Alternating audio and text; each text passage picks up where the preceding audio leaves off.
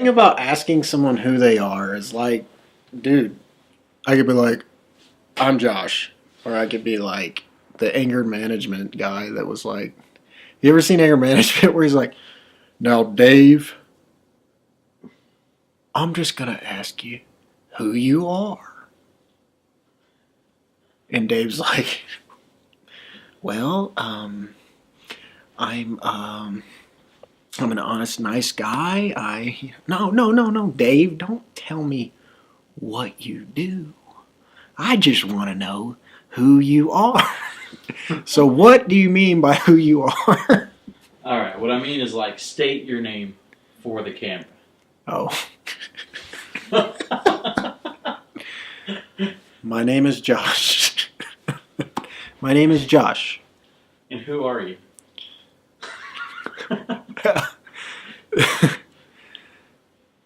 Well, I'm a good guy. I work hard. No,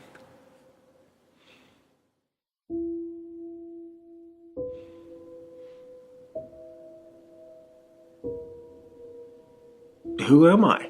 I don't know, man. I mean, how do you describe it? How do you put it on a camera? Well, I would say if you put it on a camera and you really want to break down, all the attributes and talents and moral integrity, your ethical nature, your theology, what you believe in. I believe in God. So state to the camera who you are. Wes Hayes. All right, Wes, tell us what happened.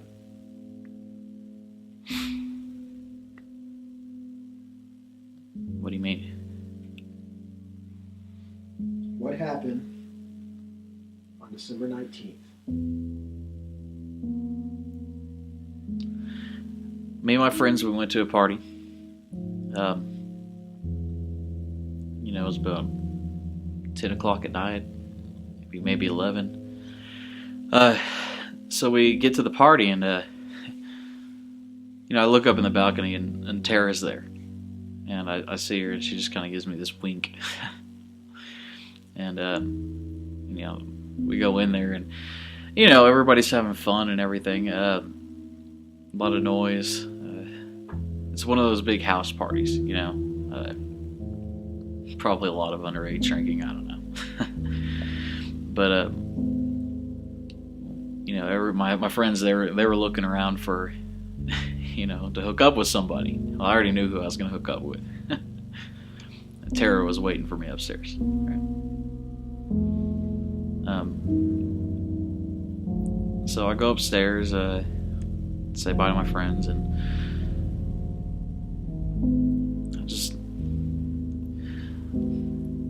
I go up there and I open the door, and Tara's just waiting there like she always is, I just love her so much.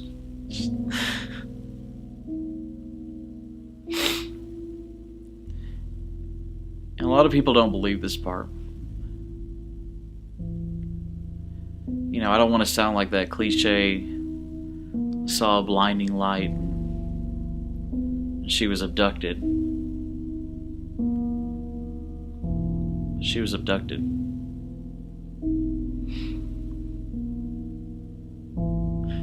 then what? I mean, I reacted. She was there, and then she was gone. There was a bright light. I believe there's some kind of higher power up there that we all need to be in check to. I believe in what's right. I don't think that you can always, determine what is right just by reading the Bible or whatever doctrine you read. Sometimes you just have to feel it in your heart. So, Do you think you believe that way because you were raised that way? Yeah, to a certain degree. Our mentality is shaped based on everything we're subjected to as a kid, as far as, I grew up in a pretty decent life, because my dad was always doing everything he could to make a living, make an honest living, put food on the table, put a roof over the head. He would always tell me, Be better than me, son. Well, what life do you need? You're a kid. He'd always tell me just focus on grades. And he'd always keep me in check with God. Like no matter what, he'd always bring God into the subject, which, that stuff imprints on you.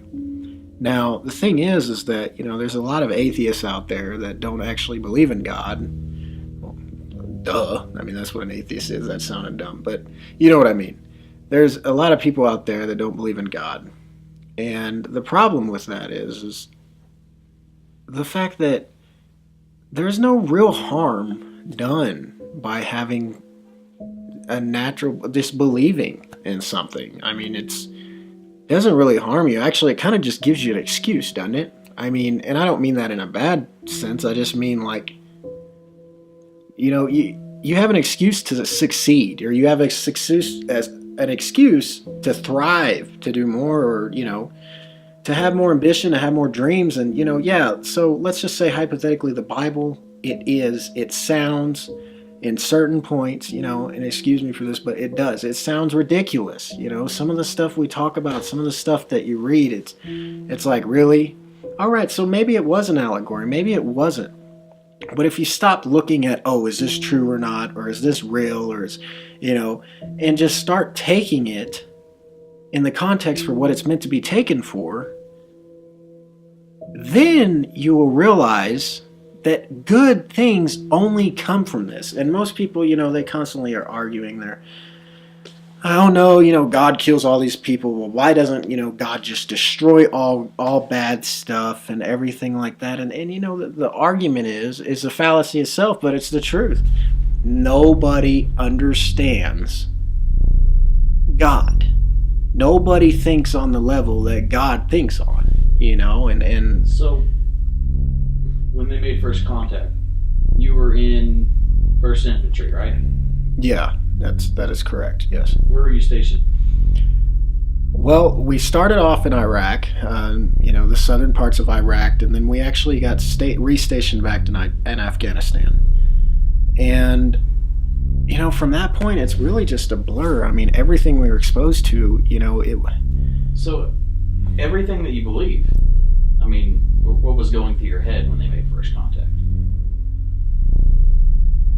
It's going to take me a minute. I really have to think about that one because I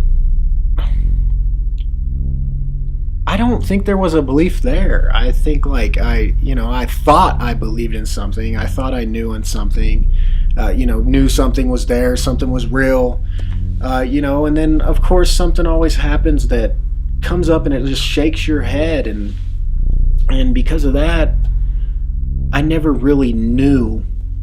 I just kind of jumped back and forth between what my beliefs were. So at that point, it defined what I believed after that when they visited. And I couldn't believe it. I'm telling you.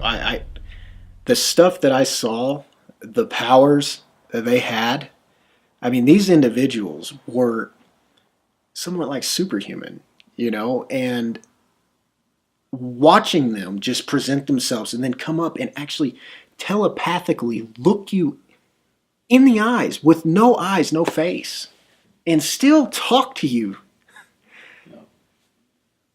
It's incredible, man.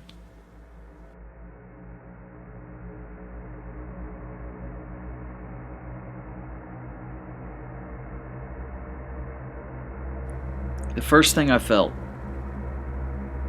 it was like an earthquake. I mean, that's what I thought it was. I think that's what everybody thought it was. The house shook. Nobody downstairs, I think, even noticed it because they were all partying. The light happened, and she was just gone. I ran downstairs, and I told my friends, Tara's gone. Now, what happened you said there was a rally that Saturday, December 17th, right? What happened at the rally? Well, everybody in town went to it. Me and Tara were out. We were going down the street, and they had all these shops set up, right? Just different souvenirs to buy and stuff like that. El Paso's a really diverse place. So let's talk about El Paso. Oh, yeah. So we're talking about back earlier. This was last year. Yeah, right before Christmas. Yeah, we were working on the oil rigs, and well, what little work we had. Anyway, that's irrelevant. That's what I was down there for. So we're in El Paso, and the strange thing about El Paso, Texas, I mean, it's like its own sophisticated little gym, out in the middle of nowhere. So we're out there, and the crazy thing about it is if you're in the right spot in El Paso, it's like you can just see for miles. I mean, everything is right there in front of you. I mean, the edge of the world is literally, you're just staring at it, it's right there. And that's what kind of made it creepy-ish whenever they contacted me again. We were just looking at some of the souvenirs, and she kind of picked up one. It was I think it was a native lady. She said that she found this object many years ago. I think she got it originally from her husband, who lived in Roswell at the time. That's what she told us, and it was just like a... Yeah, El Paso's not too far from... Right. Yeah. And like it was like this foil. It was like this foil, like you crumple it up, and she showed us that. I mean, it was amazing. Like, just looked like regular foil, and you crumple it up, and when you let go, it unfold. It just unfold, and it'd be like flat. I don't know. It was like, but it was pretty cool. We wanted to, so I let Tara hold it, and she kind of just held it in her hands and kind of spaced out for a little bit. I don't know, like she remembered something. I don't know, but that was when her headache started, and we took her to the hospital once or twice, and I think twice, yeah, and they said, well, there's nothing medically wrong with her, and they just said some Advil's going to help take care of the headaches, and that's how we dealt with it, So they didn't take any more time to, investigate, research the headaches. It was just take some Advil. No, not at all. Where's Tara now?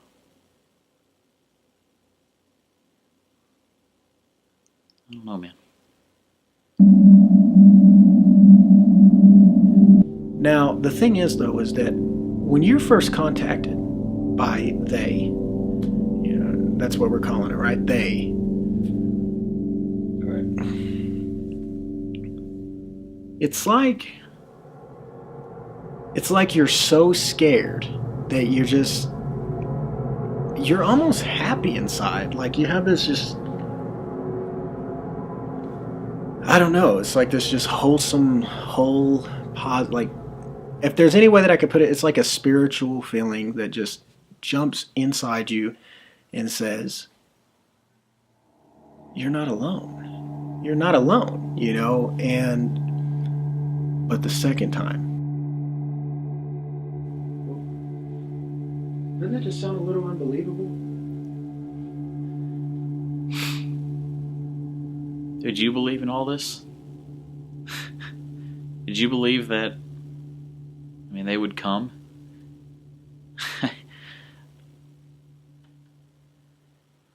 Not at all.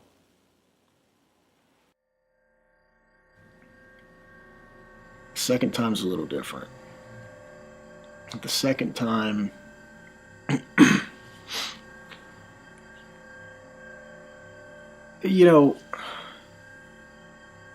the second time is more of a power.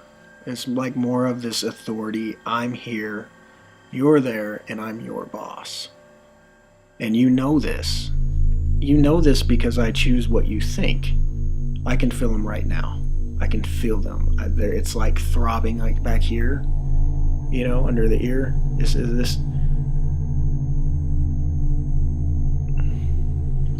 And they're telling me. I'm not gonna do that. No, I'm not gonna do that. that's So what was that? in El Paso, you met a girl, and you didn't see where she came from. She was just out there alone. Look, I know it's hard to believe me and all this stuff. I mean, why would it happen to us? What made Tara so special? A lot of people are asking that. And honestly, I don't know. I just loved her, man.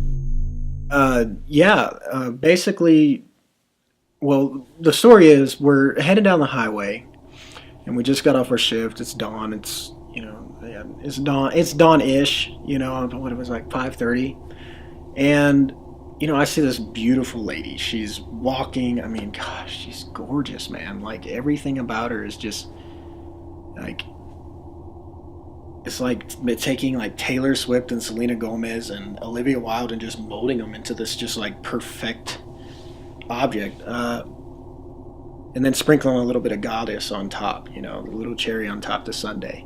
No, so yeah, we pull over and I go to talk to her, and it was so odd because it's almost like she was asking us to stop.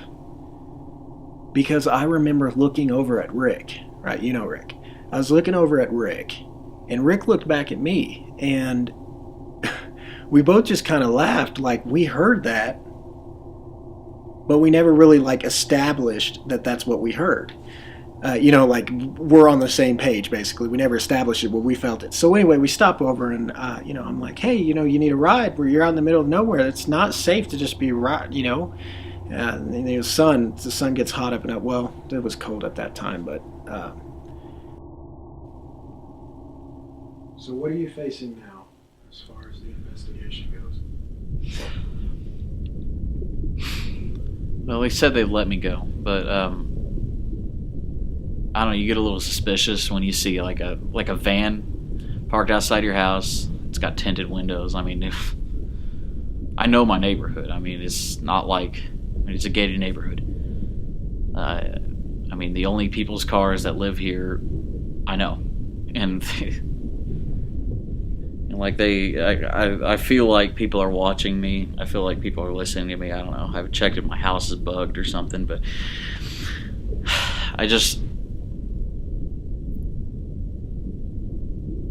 nothing I could do about it, man. Everything goes great. We're driving down the highway. Things are going smooth. And, I'm thinking I might even get a little bit lucky, but what really messed with our head was whenever she started speaking a different language.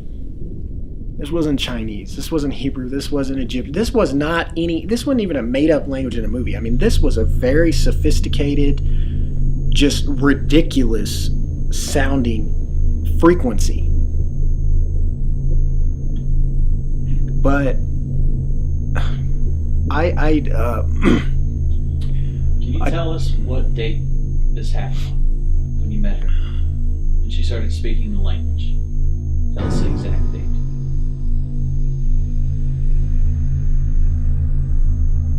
Oh, that's kind of a toughie. So this would have had to have been back. Okay. So it was a Monday. Rick's birthday was 2 days before, so that's Saturday. When's Rick's birthday? Rick's birthday is on the 17th. So it was the 19th. The 19th was when it happened. I remember this because this was the time that I had a dream that I was going to run into a stranger. I got drunk. It's a birthday party. It's a bunch of dudes spending the night over in an oil rig. You know what I mean? So I get drunk. Everybody's drunk. Everybody's having an excellent time. We're all having fun. I pass out and I wake up and I'm sweating.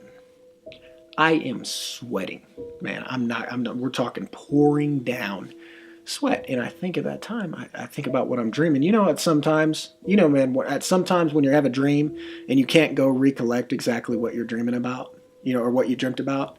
It was one of those things, but I knew that I met a stranger. That's when I saw her the first time. So yes, that's when that happened on the 19th. And I'll tell you this, this is how it all boiled down. So we pick her up and we go drop her off, and she asked us to drop her off in the middle of a field. We have no idea why this woman wants us to drop her off in the middle of a field. This perfect, amazing woman. The first thing you're thinking is that in the wrong hands, someone's going to rape her. That's what, I mean, I want to protect her. I like to protect ladies, and let me just tell you this. We put her in the middle of that field, and this is the God's honest truth. We put her in the middle of that field. I'm not even kidding. 2 seconds before we drive away from that field, this humongous, just light, just shows up in front of us. And, we get scared, dude. I mean, I'm pretty sure Rick almost pissed his pants. Like we're taking off hauling, and that was the encounter.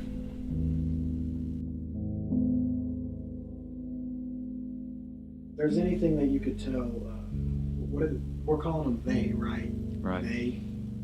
If there's anything you could tell, whatever they are, what would you tell them?